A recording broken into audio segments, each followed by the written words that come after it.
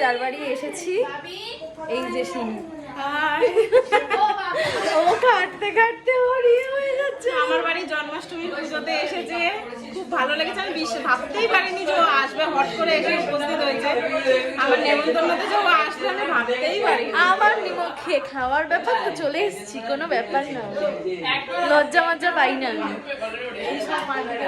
যার জন্য যাওয়া সেই ভগবান ছোট্ট ছোট্ট গোপালগুলো কি সুন্দর বসে রয়েছে আর কত সুন্দর করে সাজিয়ে গুছিয়ে ও পুজো দিয়েছে। আর সমস্ত ঠাকুর ওর পিতলের, আমি তো দেখেই অবাক, কারণ আমার এত পুজো দেওয়ার টাইমই হয় না। তো সেখানে ওর ঠাকুরগুলো দেখে আমার সত্যি ভীষণ ভালো লেগেছে। আর প্রচুর আয়োজনও করেছিল, খিচুড়ি করেছিল, তার সাথে ছিল আলুর দম। তো সমস্তটাই কিন্তু নিজে হাতে করেছে, মানে ভাবার বাইরে।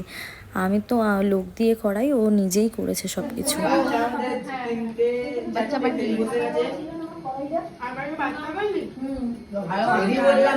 খাও খাও খাও, ভিডিও হচ্ছে, খাও। আমরাও খিচুড়ি খেয়েছি, তার আগে আমাদেরকে এই প্রসাদটা দিয়েছিল। আমাদের খাওয়া কমপ্লিট করে আমরা যখন বাড়ি ফিরছিলাম রাস্তায় বৃষ্টিতে আটকে গেছি।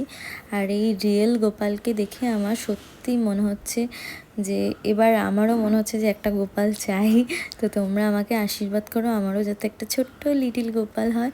আর এই কিউট বেবিটাকে দেখে তো আমার একদম মনে হচ্ছে ওকে ধরে নিয়ে বাড়ি চলে আসি, জাস্ট এত মিষ্টি।